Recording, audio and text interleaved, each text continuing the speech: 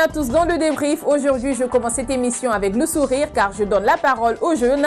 Vous le savez, plein de rencontres s'organisent chaque année à travers le monde au nom de la jeunesse. De multiples initiatives sont prises, mais la problématique de l'emploi des jeunes, le chômage et la formation professionnelle demeurent des défis à relever pour nos gouvernants. L'occasion est offerte aujourd'hui à certains d'entre eux de s'exprimer, de parler de leur parcours et notamment de nous donner leur vision sur la politique d'emploi et de la jeunesse au Sénégal. Pour la première partie, nous sommes avec Ahmed Bouye Aïdara, un jeune entrepreneur. Merci Ahmed Aïdara. Merci Aminata, merci pour l'invitation. C'est un plaisir de vous recevoir. Bonjour. Sur Médian TV Afrique. Merci. Et Tamsir Ousmane Traoré, également jeune entrepreneur à la tête d'une entreprise. Merci. Tamsir. Bonjour Aminata. C'est un plaisir de vous recevoir sur Médian TV Afrique. Bon, plaisir partagé. Voilà. Par ailleurs, nous allons commencer avec vous. Parlez-nous un peu de votre parcours et de votre entreprise. Bon, je me nomme Tamsir Traoré. Je suis un jeune entrepreneur sénégalais. J'ai eu à faire mes études un peu dans Dakar avant de m'expatrier un peu au Maroc, où j'ai eu à faire 6-7 ans. Et ensuite, je suis revenu au Sénégal en tant qu'entrepreneur. D'abord avec la structure familiale, qui ensuite m'ont poussé à déjà prendre en main la structure Texte Courrier et à le développer. Comment est né Texte Courrier? Texte Courrier est né de la vision déjà du PDG du groupe Transfret, qui avait l'ambition de créer des structures, en tout cas sur toute la chaîne de valeur de la logistique. Donc, étant mon père, c'était naturellement qu'il m'a un peu donné ce challenge pour pouvoir développer cette structure. Donc, nous avons commencé comme ça, en nous spécialisant sur l'international et ensuite en nous développant un peu plus sur le plan local, en mettant en place des lignes régulières entre Dakar et les régions, jusqu'à aujourd'hui avoir une flotte qui dessert tous les jours 37 destinations à travers le Sénégal. Un parcours assez intéressant, n'est-ce pas, Ahmed Aïdara? Oui, je trouve aussi un parcours intéressant, M. Traoré. Et en passant, c'est un plaisir de partager le plateau avec M. Traoré, Tamsir. Alors, Ahmed Bouye Aïdara, jeune entrepreneur, je suis un pur produit comme lui de l'école sénégalaise, mais par le Maroc. J'ai fait mes études en communication marketing à l'Institut African Management. Et par la suite, j'ai travaillé dans la communication, dans pas mal d'agences de com. Et l'année dernière, quand même, je me suis lancé dans l'entrepreneuriat. Voilà. C'est ça. Et quoi d'autre? En parallèle, je suis coach dans le développement personnel, dans la partie prise de parole en public, leadership and motivation. Voilà, c'est en gros ce que je fais. Donc, c'est ce qui m'a fait rentrer dans l'entrepreneuriat d'une manière générale. Que de jeunes talents, hein, je l'ai dit à l'entame de mes propos, plein de rencontres s'organisent chaque année à travers le monde au nom de la jeunesse. Au Sénégal, on parle beaucoup de projets pour les jeunes, des structures sont même mises en place, à l'exemple de l'Agence nationale pour la promotion de l'emploi des jeunes. Déjà, que pensez-vous de ces structures et de leur utilité au sein de la société?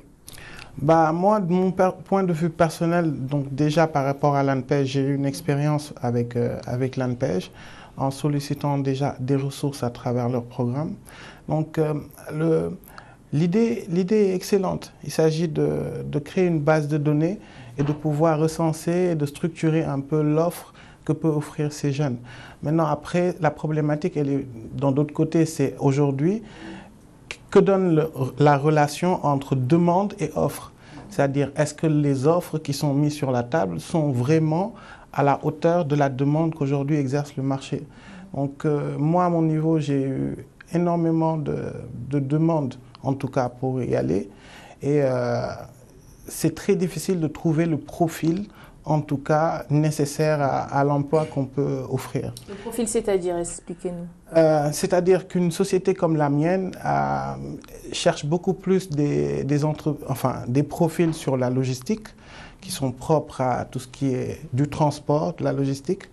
Et aujourd'hui, la logistique est un secteur qui est beaucoup plus académique qu'exercé.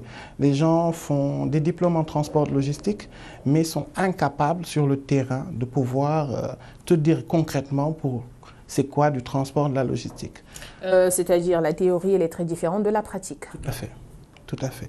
Donc, ça devient très problématique. Et pour nous, en tout cas, quand tu as un besoin, c'est que tu as besoin de quelqu'un sur 2-3 mois maximum.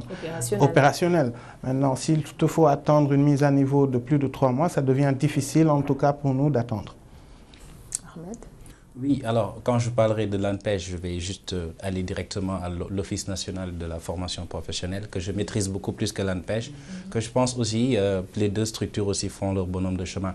Alors l'Office national, pour moi, joue un rôle important parce qu'ils permettent aux jeunes, au-delà du fait qu'ils ont leur diplôme, de pouvoir être vraiment à niveau dans le marché de l'emploi. Parce qu'il ne s'agit pas vraiment de sortir fraîchement de l'école avec des diplômes et de ne vraiment rien avoir, de ne pas avoir des expériences en entreprise. Et ça, comme Tamsir l'a dit, du coup, ça fausse vraiment le fait que ce que l'employeur attend de l'employé, vraiment, ça reste en fait. C'est vrai que l'offre, elle n'est pas souvent égale à la demande. Oui. Parce qu'on fait plus de théorie à l'école, d'habitude, les stages se font de manière tardive. Raisonnons un peu sur les chiffres. Il y a combien d'entreprises qui existent? Combien d'écoles? Dans chaque école, combien de classes qui te disent qu'ils font marketing? Ça veut dire qu'en 2018, combien de gens j'aurai qui vont finir une formation en marketing? Combien de structures valables peuvent recruter ces gens? Est-ce qu'une structure comme la mienne peut se dire tous les ans, je vais recruter quelqu'un en marketing? Ce n'est pas le cas. Donc les gens devraient partir sur des secteurs, des métiers beaucoup plus innovants, beaucoup plus apporteurs en tout cas de valeur ajoutée, qu'autres que les banques finances, les marketing. Parce qu'en réalité, même sur le terrain, tu vas voir un banquier, il te dit, moi, je n'ai pas fait banque finance. Oui, bien sûr. Il te dit, j'ai fait marketing. Donc, in fine, je crois que la politique devrait beaucoup plus être axée sur ça, sur mettre en valeur les métiers nouveaux, les métiers qui permettent à ces jeunes, en tout cas, de s'épanouir. Dans l'auto-entrepreneuriat, on parle énormément de... Les entreprises ne peuvent pas absorber le gap qu'il y a.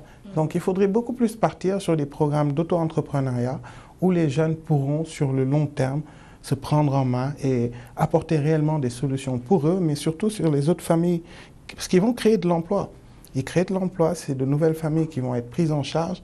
Et je crois en tout cas que ce seraient des solutions qui puissent en tout cas être beaucoup plus viables que de chercher tout le temps à ce que des entreprises recrutent des nouveaux jeunes. On peut en prendre, mais je ne crois pas qu'il existe en tout cas, à part les banques qui vont se développer, qui vont ouvrir dans de nouvelles zones, qui ont besoin d'effectifs.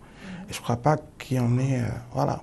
Merci. Exactement. Des multinationales qui viennent s'implanter dans le pays. Je vois que tu partages l'avis de Tamsir. Oui, je partage parfaitement l'avis de Tamsir et je vais rebondir sur ça en disant qu'il y a Oprah Winfrey qui dit « Faites de votre passion votre profession ». Du coup, la personne peut apprendre le marketing ou la comptabilité, les finances et après, en quelque sorte, est-ce que la personne se sent vraiment à l'aise ou bien est-ce qu'elle aime son travail? Du coup, moi je me dis que c'est un problème de système. Alors ça devient dès le bas âge, dès le collège, dès le primaire que l'enfant, je pense qu'on devrait vraiment adopter d'autres systèmes qui permettront aux futurs dirigeants ou futurs directeurs généraux de pouvoir être à même de diriger des entreprises qu'ils aiment vraiment. Parce qu'il ne s'agit pas quand même de travailler et puis de percevoir son salaire à la fin. C'est ce qui fait que des fois, quand on n'est pas bien, on ne va pas travailler. Il faut faire de notre passion notre profession. Ça, c'est clair. Et à côté de cela même, Tamsir l'a évoqué tout à l'heure, l'accès au financement reste un problème majeur pour les entrepreneurs. Vous, comment vous faites pour vous en sortir? On court derrière les clients, on court derrière les banques. Non, mais moi, c'est un peu l'idée que je me fais. Je dis c'est ahurissant la perception que les gens se font de l'entrepreneur. Ils pensent que c'est des gens en costume. Voilà, le costume, quand tu le portes, c'est que tu dois avoir un client. Mais la plupart du temps, c'est des jeans, c'est des chemises parce qu'on est sur le terrain. On a des challenges, on a des défis, c'est sur le terrain que ça se passe. Donc, en termes d'accompagnement, c'est compliqué au Sénégal, c'est très compliqué. C'est compliqué déjà pour une banque de comprendre le secteur où tu exerces. Dans d'autres pays, on voit l'émergence des banques d'affaires. Une banque d'affaires comprend ton secteur, comprend la politique du pays par rapport à ce secteur, peut évaluer l'impact qu'une boîte comme la tienne peut avoir sur l'économie, peut t'accompagner. Au Sénégal, c'est difficile. Nous, quand on parlait de messagerie, Ah, les gens ils te disaient, ok, tu as des scooters. Alors qu'on a dépassé ce stade, on est en train de parler de transport interrégions. Donc, et c'est ça. Pour avoir ça, il faut avoir des gens qui sont expérimentés, qui sont dans les banques. L'État qui puisse accompagner les jeunes à travers des taux préférentiels au niveau des banques. Voilà. Mais l'entrepreneuriat, le financement, l'autofinancement aujourd'hui, c'est une problématique qui existe. Et la majeure partie des jeunes, c'est ce qu'ils te disent. Ils te disent, je veux bien lancer, mais je ne peux pas. On a vu combien de success stories qui ont commencé avec moins de 20 000 francs CFA. Ça demande de la patience. Et ça, c'est une problématique que nous, en tout cas les jeunes, nous avons. Nous ne sommes pas patients. Surtout cette génération, nous ne sommes pas... On est trop pressés. Mais moi, je prends un exemple. Tu recrutes quelqu'un, il commence. Il te dit, je prends ce que j'ai. Au bout de 6 mois, il change de discours. Ça veut dire que même la perception de l'employé, il n'a pas la patience d'attendre que la boîte soit assez mature pour pouvoir se greffer sur certaines choses. Bon, heureusement, on a des cas où ça peut vraiment constituer une problématique pour la boîte. Bon, c'est ça qui fait un peu le succès de certains entrepreneurs par rapport à d'autres, c'est le soutien de l'équipe. Parce qu'un entrepreneur, c'est des charges, c'est énormément de dépenses. Et si tu n'as pas une équipe derrière qui te soutient, qui est là pour toi, ça peut rapidement dégénérer. En tout cas. Et une patience aussi. Et avant Exactement. même d'en venir au mode d'opérer, Aïdara, j'aimerais bien que tu me parles par rapport à ta structure. Comment ça se passe avec les financements? Est-ce que ça vient? Est-ce que vous recevez de l'aide? Alors moi, particulièrement, ma structure n'a pas vraiment besoin d'aide parce que je suis dans le secteur de la prestation de services. J'ai une agence de communication. Du coup, moi, j'ai juste besoin de marcher et de prester. Voilà, c'est différent d'une autre entreprise, par exemple de logistique, qui a besoin de fonds de roulement pour une durée déterminée. Moi, je veux juste avoir des marchés et prester, avoir des références et pouvoir conquérir à l'image des autres structures ou agences de communication. Et jusqu'ici, est-ce que vous arrivez à vous en sortir? Pas mal quand même. Pas mal, c'est-à-dire? Pas mal. Pas mal. À un niveau, pas mal. Au niveau pas mal. Ouais. Et par rapport au modèle, la manière dont vous procédez, j'aimerais bien savoir comment vous avez fait pour en arriver là où vous êtes. C'est-à-dire, comment vous avez fait pour créer Texte Courrier, par exemple, pour ces multiples jeunes qui nous regardent et qui aspirent à créer ce genre d'entreprise-là. Bon, déjà, j'ai eu par contre, moi, une chance, c'est que le travail préalable avait été fait par mes prédécesseurs. C'est-à-dire la partie constitution d'entreprise, trouver une licence d'exploitation. J'en parlais parce que pour beaucoup, c'est très simple de faire une prestation de livraison. Rares sont ceux qui savent que c'est soumis à une réglementation et qu'il faut un agrément qui est l'attestation de l'ARTP qui te permet en tout cas d'être un acteur reconnu dans ce secteur. Alors, mis à part ça, le plus dur, moi je dirais, il faudrait créer un tutoriel pour jeunes entrepreneurs, pour les erreurs à éviter. Des accompagnements. Les erreurs à éviter. Moi je dirais même pas, chacun aura son propre modèle, mais c'est beaucoup plus les erreurs à éviter. C'est l'accompagnement qu'il faut faire au niveau des institutions sociales, l'enregistrement au niveau des impôts, que le monsieur sache qu'en fonction de tel type d'entreprise, voilà les échéances auxquelles il devra faire face. Parce que c'est ce qui coule malheureusement la plupart des boîtes. Ils commencent à être dans un niveau optimum et ils se retrouvent greffés, tirés vers le bas par tout ce qui est institution étatique, fiscalité. Et c'est très, très contraignant. Donc, à ce niveau-là, moi, je sais pas, moi, quel est ton avis dessus, mais faudrait un accompagnement de l'État dans ce sens-là. C'est de pouvoir, nous les jeunes, nous guider. Nous avons besoin d'avoir un guichet où on vient, où on nous dira, où on nous coachera, où l'État garantira notre sécurité. Parce que nous avons besoin d'une sécurité. Et surtout l'accès facile au financement. Les financements au marché. Il l'a bien dit, c'est l'accès au marché. Aujourd'hui, qu'est-ce qui l'empêcherait, lui, d'avoir un marché sénégalais?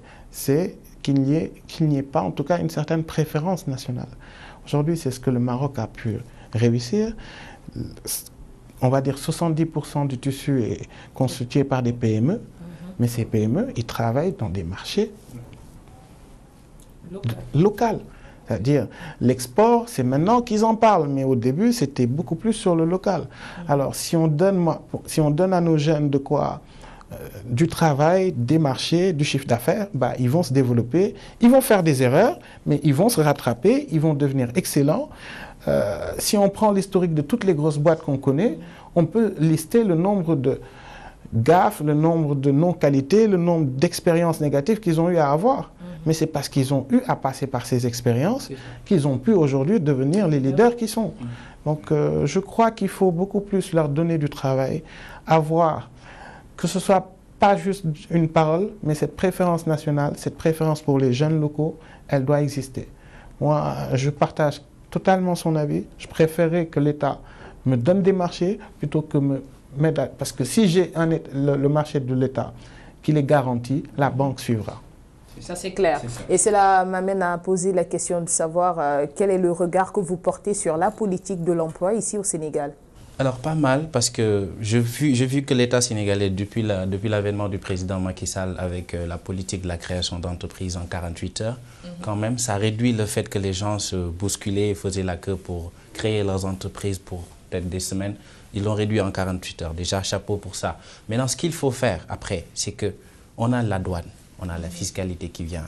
Je suis devant Tamsir, je prends l'exemple de la logistique. Si on devait mettre par exemple sur place une plateforme ou un enregistrement qui font que les entreprises, par exemple, les nouvelles entreprises qui se créent, vont rester pour une durée de 3 ans ou 4 pour ne pas payer d'impôts et on leur réduit les taxes sur la douane, ça peut implorer beaucoup de choses.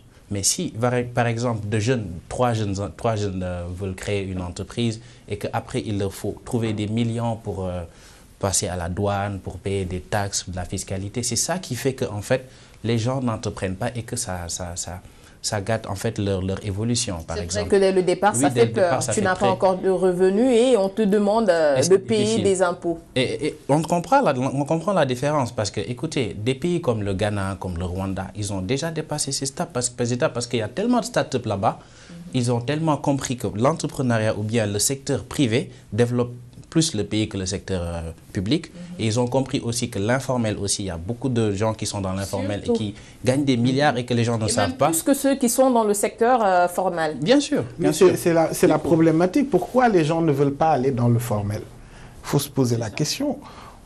Pourquoi les gens ne veulent pas se formaliser? Parce qu'il y a beaucoup d'argent après à perdre par les fiscalités, par la douane et toutes ces choses-là qui font qu'après, nous, Africains, francophones, on est toujours derrière. Il faut le dire. Et après, il y a le problème de pragmatisme qui vient, on est trop protocolaire face à certaines choses, alors que si c'est dans d'autres pays d'Afrique anglophone, les gens ont dépassé certaines étapes. On n'est pas là à se tergiverser sur certains détails, entre guillemets. Et c'est ça qui nous fausse en fait, c'est ça qui fait qu'on n'avance pas.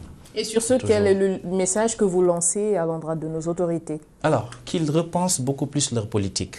Et après, je vais parler de quelque chose d'un peu... Qui a un peu référence par rapport à ça. Vous savez, d'une manière générale, les riches s'entraident entre eux et les pauvres ne le font pas.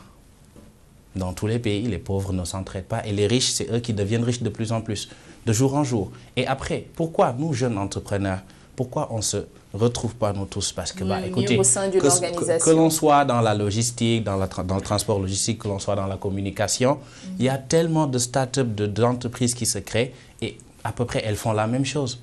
Et du coup, s'entraider, être dans un bloc, par exemple, parce que la richesse circule. Si entre jeunes, par exemple, moi je suis dans la communication, il y a une autre personne qui a un cabinet d'audit ou de conseil et tout. Donc, si on travaille ensemble entre jeunes, la richesse circule. Et chacun gagne son part de marché. Oui, c'est vrai. C'est ça. Oui. Et chacun se complète. Maintenant, il faudrait juste y aller à part égale. C'est-à-dire, aujourd'hui, faisons le point, aujourd'hui, un jeune entrepreneur étranger a beaucoup plus de chances de se développer au Sénégal qu'un entrepreneur sénégalais. Mais pourquoi cela, selon Parce que déjà, si je suis un entrepreneur étranger et que je passe par l'APIX, je peux, dans certains cadres, bénéficier d'exonération partielle ou totale pour certaines durées. Aujourd'hui, si moi, je veux faire pareil, Je n'ai pas d'exonération spécifique par rapport à ça. Ce qui devait être le contraire. Ouais. Voilà, mais maintenant, ce qu'il faut voir, est-ce que ce n'est pas une chose qu'il faudrait actualiser, parce qu'on sait que c'est quelque chose au début qui avait été lancé dans le cadre de la promotion de l'investissement étranger. Et aujourd'hui, on parle d'investissement local. On parle même pour le tourisme. Moi, je dis, pourquoi chercher des touristes étrangers? On a déjà des touristes locaux. Ces gens sont là. Ces gens aiment leur pays. Ces gens veulent découvrir. Mais il faudrait, et il y a matière. Aujourd'hui, si on aidait certains jeunes qui sont dans certaines localités à ouvrir des restaurants, leur mettant le courant, par exemple, si vous voyez la zone de Potou, mais les jeunes doivent avoir de quoi se prendre en main. Mais ça, c'est justement dans ça que l'État doit nous accompagner dans la mise en place d'infrastructures. Il en parle, là, moi, ça me donne un peu les zones des technopoles qu'on voit dans certaines zones, dans certains pays, mais c'est des structures qui sont mises en place pour des jeunes startups qui s'installent, qui peuvent développer. Et voilà, aujourd'hui, comment un jeune start-upper peut avoir sur un même local un conseiller fiscal en RH, en communication. C'est ça. Voilà. C'est vrai. Donc voilà un peu, à mon sens, ce serait beaucoup plus. Nous n'avons pas besoin d'argent forcément. Nous avons juste besoin d'avoir un environnement propice aux affaires. Propice aux affaires. Heureusement que ça se développe maintenant avec l'avènement des espaces de coworking. Hein. Ça s'est développé en Amérique, en Europe, et ça vient au Sénégal. On voit le cas du CETIC, de Jobcollabs. Je pense que ces genres de structures, l'État pourrait peut-être prendre un espace où il y a vraiment beaucoup de bureaux, parce que quand même, s'il faut que, par exemple, la personne doit entreprendre, il doit avoir de l'argent pour son patrimoine, par exemple, il va lui falloir trouver un local. Et jusqu'ici, avez-vous, avant qu'on ne termine cette première partie, avez-vous eu à partager des instances avec les autorités de tutelle? Par exemple, le ministre de l'Emploi ou bien le ministre de la Jeunesse en tant que tel, pour assister quand même à certains événements qu'ils font pour quand même aider la jeunesse? Moi, non, je n'ai pas assisté à ces genres de rencontres. Par contre, je suis beaucoup plus par rapport aux jeunes.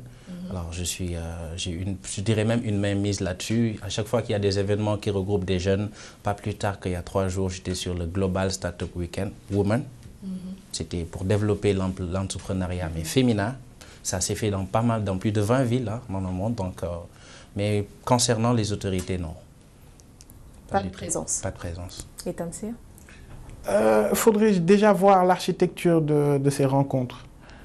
Vous êtes journaliste, je vous pose la question, est-ce que vous pensez que le schéma dont se déroulent en tout cas ces rendez-vous permettent à un jeune de prendre la parole et de... non, vous avez juste des protocoles.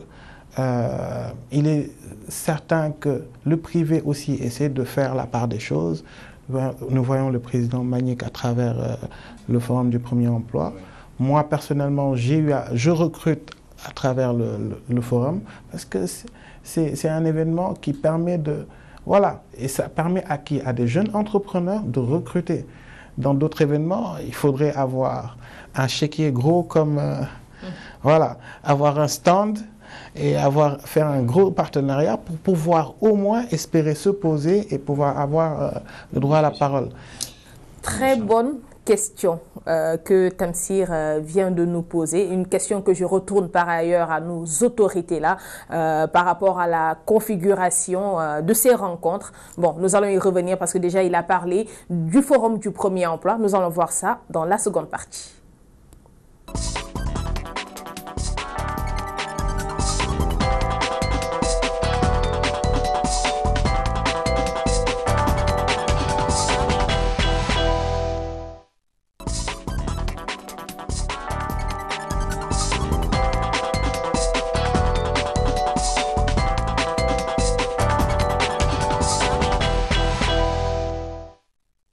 Votre émission se poursuit sur Médian TV Afrique. Un grand merci à mes invités de la première partie, Ahmed Aïdara et Tamsir Ousmane Traoré.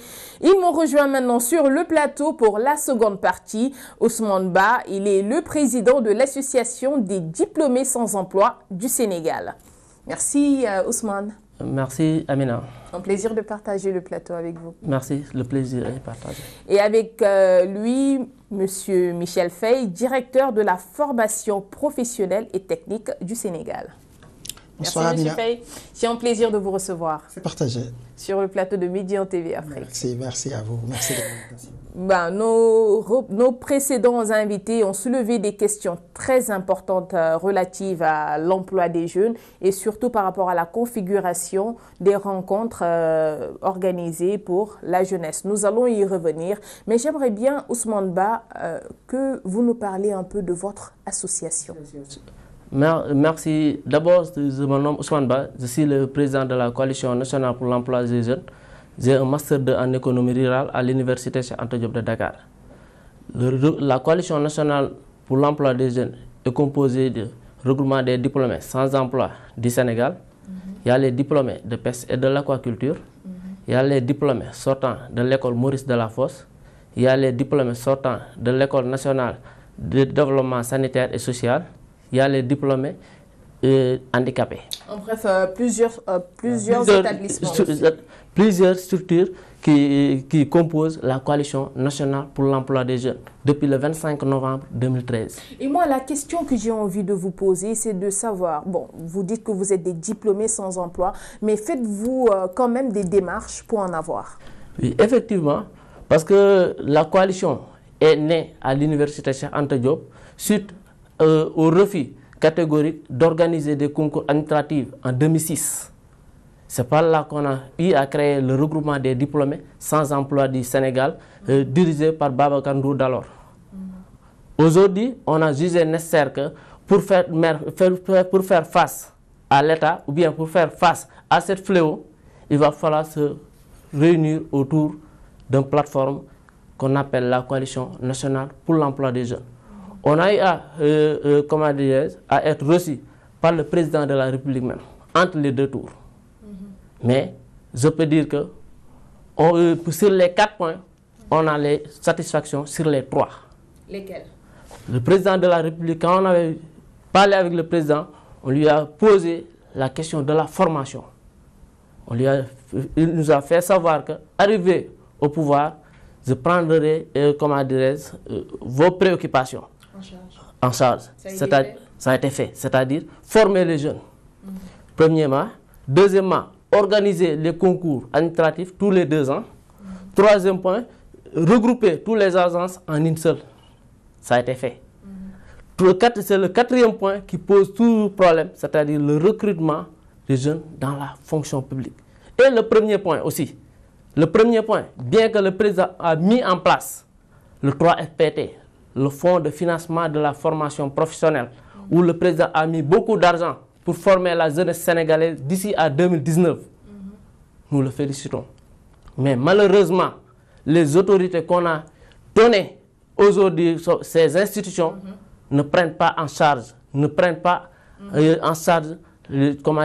cette question de façon correcte pour régler la formation de la jeunesse. Nous allons y revenir parce que bon, là, aujourd'hui, nous avons quand même cette occasion d'avoir le directeur de la formation professionnelle et technique sur notre plateau. Déjà, le rôle de votre structure, M. Faye, et quels sont les actes que vous posez pour aider les jeunes diplômés sans emploi?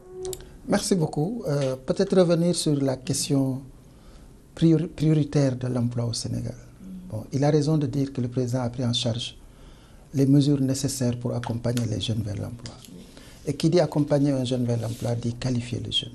Et pour qualifier le jeune, il faut mettre en place des dispositifs de formation qui répondent aux besoins du marché du travail. Donc le 3FPT, le chef de l'État l'a mis en place. Mieux, il a augmenté les financements de la formation professionnelle à travers le 3FPT en décidant de reverser la contribution forfaitaire à la charge de l'employeur, la totalité à la formation professionnelle et technique pour justement prendre en charge la qualification des jeunes.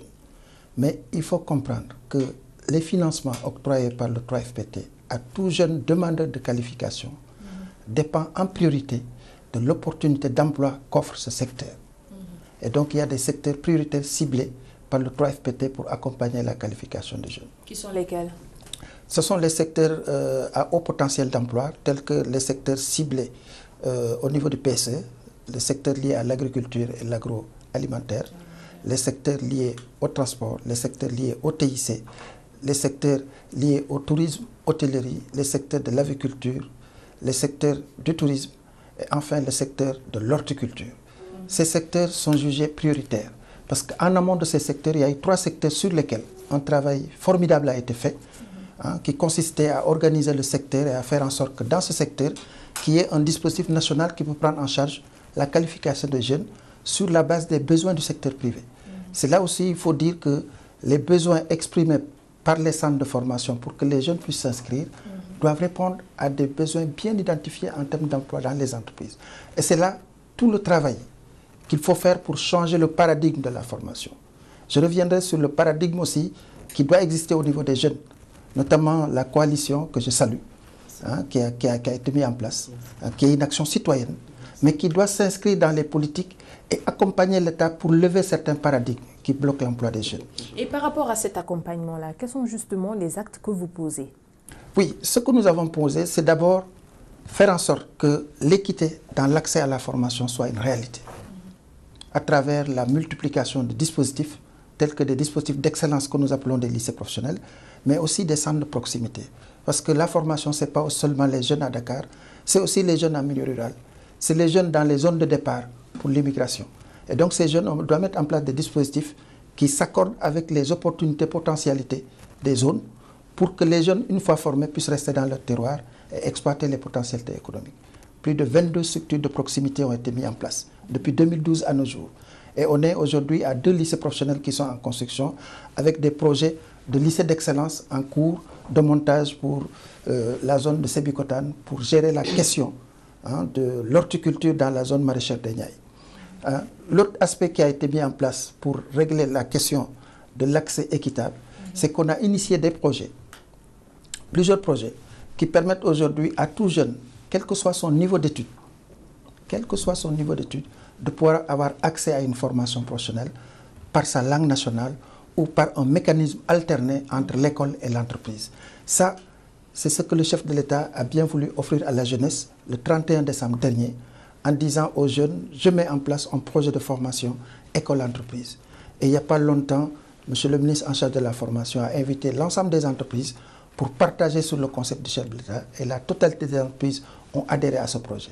Ça veut dire quoi? Ça veut dire aujourd'hui la question de l'inadéquation formation-emploi à travers ce projet ne se posera plus parce que le jeune est directement formé en entreprise, en milieu professionnel, sur les réalités de l'entreprise, sur la culture de l'entreprise. Et donc, il est immédiatement après certification employable. C'est là les innovations majeures qui ont été mises en place pour régler la question de l'inadéquation formation-emploi.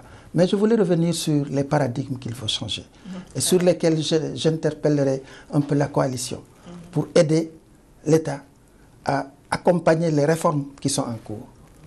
Aujourd'hui, nous avions l'habitude, depuis les indépendances, qu'on cherchait toujours à être des cols blancs. Ça veut dire travailler dans un bureau climatisé, etc. Le monde a évolué aujourd'hui. Et on sait que dans toute activité professionnelle, dans une entreprise donnée, telle que votre structure, le balayeur demain peut être le président directeur général de cette structure, à travers des formations.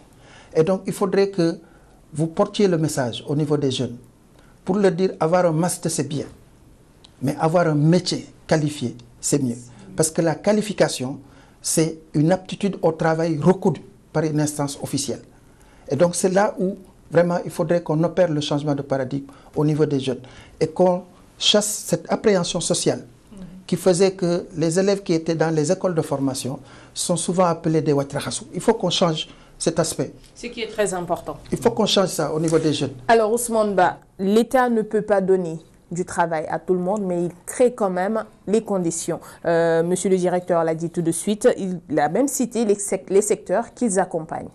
N'est-ce pas? Je vais rebondir un peu sur cette question pour vous dire que la coalition a mis un focus sur ça. C'est-à-dire, nous sommes conscients que l'État ne crée pas d'emploi. Mais il crée quand même les conditions. L'État crée les conditions. C'est ça. Et vous, profitez-vous de ces conditions-là qui sont mises en place? C'est dans ce sens que la coalition avait fait beaucoup de rencontres avec la direction de l'emploi, avec le 3FPT, avec l'AMPEJ, pour demander aux jeunes qui sont intéressés par les formations. On avait fait ce préalable, c'est-à-dire demander au sein de notre coalition quels sont les jeunes qui sont intéressés, par les formations, c'est-à-dire qui veulent changer de paradigme. On avait recensé 142 jeunes, dont on a fait une copie à monsieur le directeur. Et qu'est-ce qui s'est Le passé? directeur du 3FPT a reçu. Le directeur de l'emploi a reçu aussi. Mais aujourd'hui, jusqu'à présent, ces 42 personnes, leur doléance n'a pas... 142. Leur doléance n'a pas encore été réglée jusqu'à présent. Donc, on ne peut pas dire aux jeunes, la formation que vous avez faite, ce n'est pas bon. Il faut changer de paradigme. Ces jeunes-là, ils ont l'envie de changer de paradigme et ils veulent changer de paradigme, mais on ne les a pas donné l'opportunité. Je sais qu'il y a des lenteurs administratives, on peut être d'accord, mais il faut prendre en charge cette jeunesse. Comprendre que les jeunes, ils ne sont pas là pour être dans les bureaux, parce que nous tous, nous savons que être dans les bureaux, tu vas veiller là-bas sans avoir rien du tout. Mais les meilleurs agents sont ceux qui sont sur le terrain. Oui, effectivement, les jeunes en ont conscience. Aujourd'hui, même si vous voyez, la manière dont les jeunes vivent, aujourd'hui, la plupart des jeunes, les jeunes sont des commerciaux.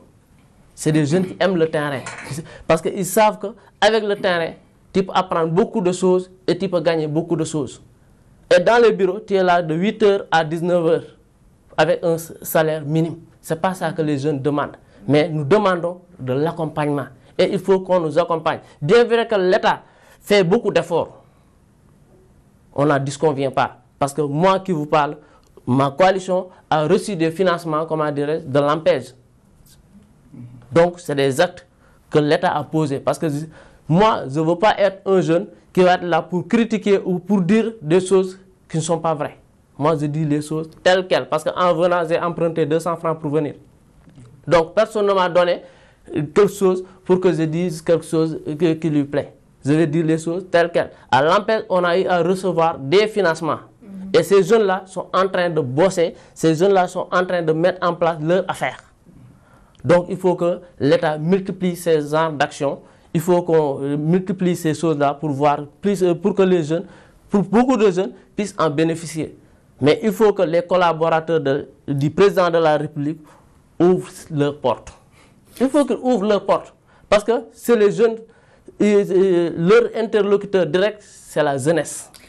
Tout de suite, nous allons revenir sur les conditions d'employabilité mises en place par l'État du Sénégal. Mais avant cela, je vous propose de suivre un élément sur les rencontres qui s'organisent pour la jeunesse. Selon les dernières statistiques de l'Agence nationale de la statistique et de la démographie, le taux de chômage des jeunes âgés de 15 ans ou plus est évalué à 10,8%. C'est dans ce cadre que ces jeunes sont venus au forum du premier emploi à la recherche d'opportunités de travail. Tous porteurs de projets ou demandeurs d'emploi, espérant une première entrée dans le monde professionnel. Je suis venu aujourd'hui pour tout simplement chercher un emploi vraiment qui répond à ma personne. J'ai une idée de projet parce que chez nous, à partir de la licence, il faut que l'étudiant dépose un projet. Le premier forum de l'emploi, un rendez-vous incontournable pour ces jeunes. La 17e édition a un caractère particulier, la co-organisation avec l'État du Sénégal par le biais du ministère en charge de l'emploi pour magnifier le partenariat public-privé. On a fait déplacer le guichet unique de l'APIX pour permettre aux porteurs de projets, parce qu'aujourd'hui l'État a mis plusieurs milliards sur plusieurs programmes et projets, et tous les jeunes qui sont porteurs de projets ce jour peuvent créer leurs entreprises ici même avec 0 franc.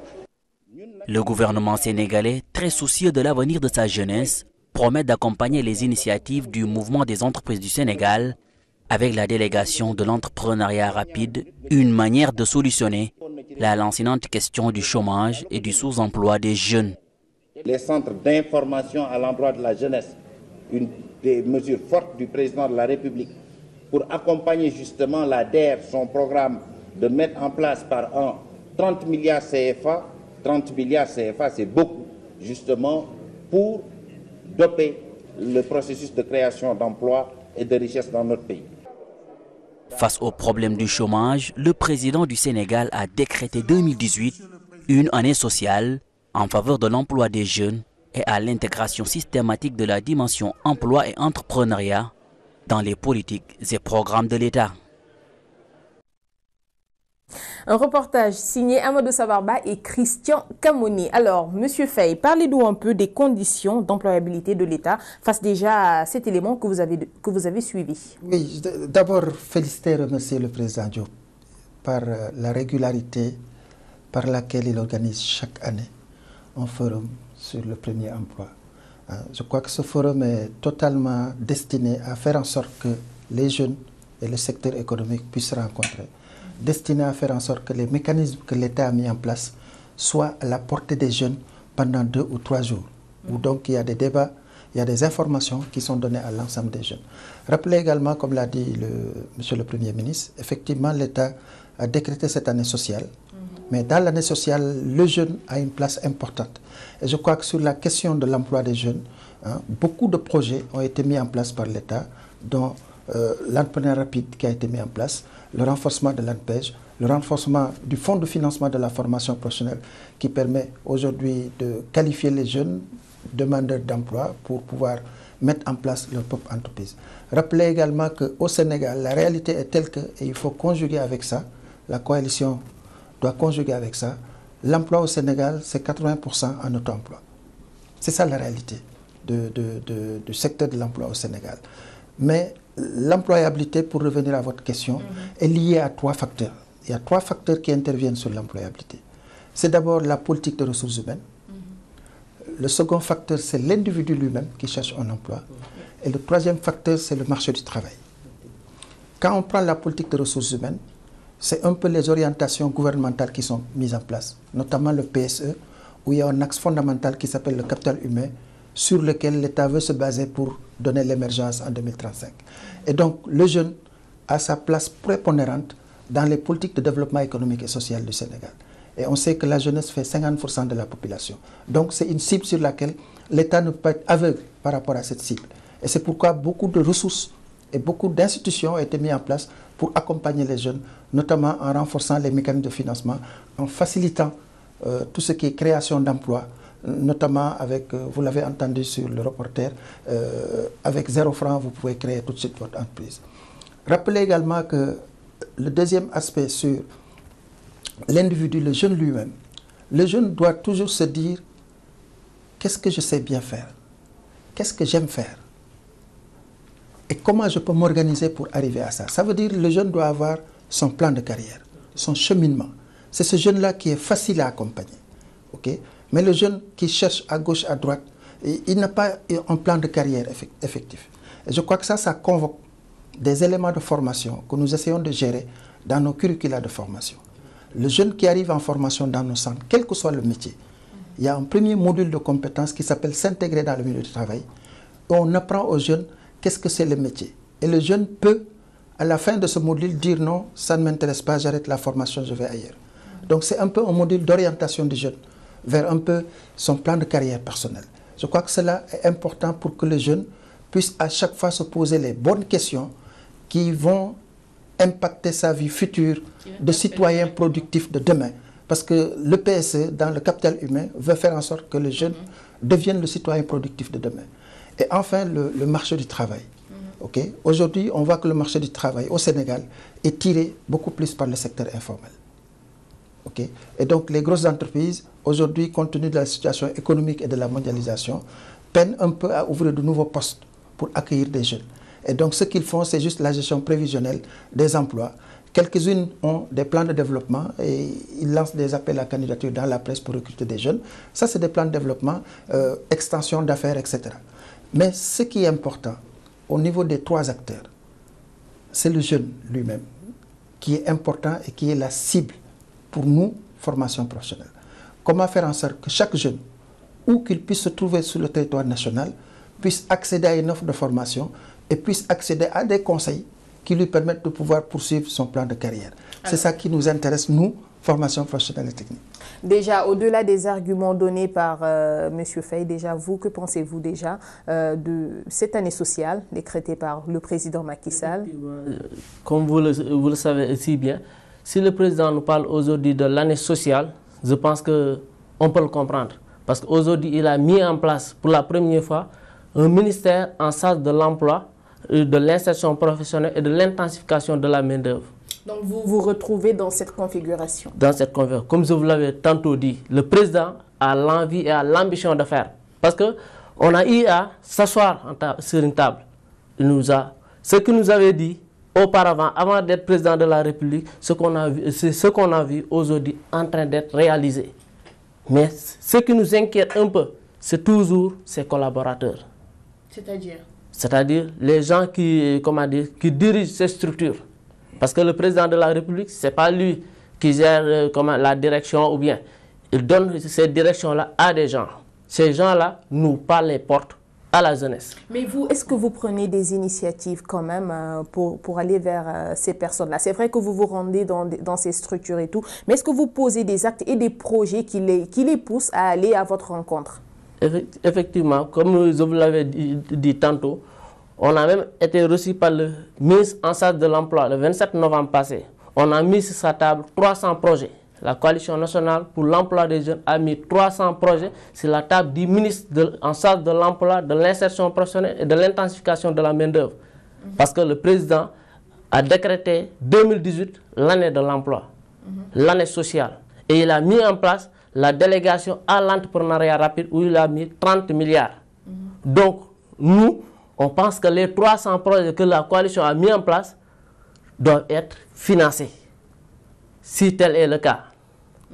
Mais moi, ce que je veux savoir, au-delà même de cet apport qu'amène l'État, au-delà de cet apport-là, vous, quels sont les actes concrets que vous posez pour vous en sortir? Parce que moi, personnellement, je me dis que vous ne comptez pas rester toute votre vie des diplômés sans emploi. Est-ce que vous allez vers l'auto-entrepreneuriat? Est-ce que vous prenez des initiatives? Parce que moi, je pense que l'État ne peut pas, bon, si je ne me trompe pas, l'État ne peut pas tout faire, mais il est bon aussi de se demander qu'est-ce que je peux faire pour aider mon État, je pense.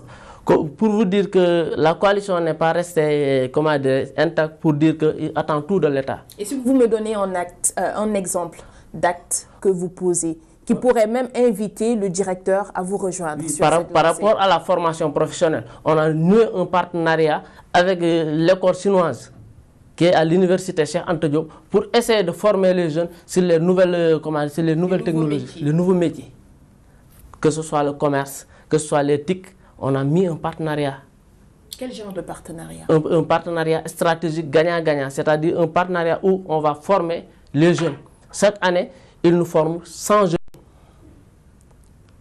Confucius, l'école Confucius chinoise qui est à l'université Cheikh Anta Diop, chaque année, ils forment 100 jeunes de la coalition nationale pour l'emploi des jeunes. Êtes-vous au courant, M. Faye? Non, c'est lui qui me l'apprend, mais c'est une bonne initiative. Si tant est que quelques membres de votre association peuvent bénéficier d'actions de formation gratuitement au niveau de ce centre Confucius, c'est déjà ça. Mais je crois que le prolongement de la question de Amina, c'était de voir de manière concrète, en termes de cible sur la jeunesse, vous en tant que coalition, qu'est-ce que vous faites? Au-delà de faire des listes de jeunes et de déposer à des endroits, qu'est-ce que vous faites? Quelle action concrète vous pourriez faire sur l'accès à l'information sur les qualifications des jeunes? Ça, vous êtes coalition, vous devez pouvoir mener des activités de ce genre pour regrouper les jeunes, inviter un directeur comme moi par exemple pour venir parler aux jeunes sur les offres de formation. Alors très rapidement, parce qu'il ne nous reste que 3 minutes. Ça, on l'a déjà fait avec Demba Diop, le directeur de l'emploi. On a eu à faire une formation sur les métiers d'avenir, sur comment trouver un emploi, quels sont les emplois qui existent au Sénégal. Et qu'est-ce qui s'est passé? Vous avez obtenu gain de cause? Mais c'est des forums c'est pourquoi je vous dis que nous, au niveau de la coalition, la plupart du temps, on n'est pas trop informé. Trop forum. Trop forum. On est informé parce que même le 3FPT, aujourd'hui, nous, le 3FPT doivent nous payer. Parce que le 3FPT n'a pas bien communiqué. Il y a beaucoup de jeunes aujourd'hui. Si vous faites un micro-trottoir, vous tendrez votre micro à des jeunes, vous leur dites 3FPT, ils ne te diront pas comment la signification. Et nous aussi, au niveau de notre coalition, à chaque fois à l'université, on essaie de faire cette sensibilisation pour dire aux jeunes, les jeunes qui veulent se former dans l'enseignement au niveau des technologies, au niveau technique, ils peuvent se rapprocher du 3FPT. Okay. Et cette communication, on le fait gratuitement. Malheureusement, nous sommes presque arrivés au terme de cette émission. Mais avant qu'on ne clore cette émission, bon, j'aimerais savoir, parce que là, excusez-moi, Monsieur Faye, Tamsir Traoré a soulevé cette question dans la première partie, très rapidement. Ces rencontres qu'on organise pour la jeunesse, et on voit que la jeunesse n'apporte pas trop son opinion. Déjà, très rapidement, qu'avez-vous à dire sur ça? Je ne sais pas, peut-être il faut interroger le format de ces rencontres, mais ces rencontres sont destinées aux jeunes en réalité. Mais il faudrait quand même prendre en compte l'avis des jeunes. Évidemment. Évidemment, l'avis des jeunes est circonscrit dans les panels qui sont organisés. Et les panels, la cible, c'est la jeunesse. Ou alors la cible, c'est les professionnels, c'est le secteur privé qui est en place pour s'exprimer sur une problématique donnée face aux jeunes qui sont là, qui demandent de l'emploi. C'est peut-être le format qu'ils n'ont pas compris. Voilà, parce que ce n'est pas un format où on laisse la place aux jeunes de dire nous, on veut ceci, on veut cela, etc. C'est un format concret où les acteurs de l'employabilité et de l'emploi sont mis face à face et il y a des thèmes qui sont développés par des experts autour de la question et chacun a droit à la parole pour s'exprimer sur la question. Donc c'est clair. Okay? Donc les jeunes, ils ont la parole pendant le forum. Comme les patrons des entreprises ont la parole pendant le forum, comme les responsables des dispositifs de formation ont la parole pendant le forum. Donc c'est, si vous voulez, c'est faire en sorte que l'ensemble des acteurs autour de la question de l'emploi puissent discuter sur des thèmes particuliers et que les uns et les autres puissent comprendre les problématiques des uns et des autres et savoir comment prendre en charge les problématiques des jeunes spécifiquement pour lesquels les forums sont organisés. C'est vrai que le débat il est très intéressant. Malheureusement, nous sommes arrivés au terme de cette émission. Hein. En tout cas, c'est très intéressant. Nous sommes arrivés au terme de ce débrief. Un grand merci à mes invités qui, je le rappelle, il s'agit du directeur de la formation professionnelle et technique et du président de l'association des diplômés sans emploi. C'était le débrief. La parole a été donnée aux jeunes. Rendez-vous la semaine prochaine pour un autre débat, toujours sur Midi en TV Afrique.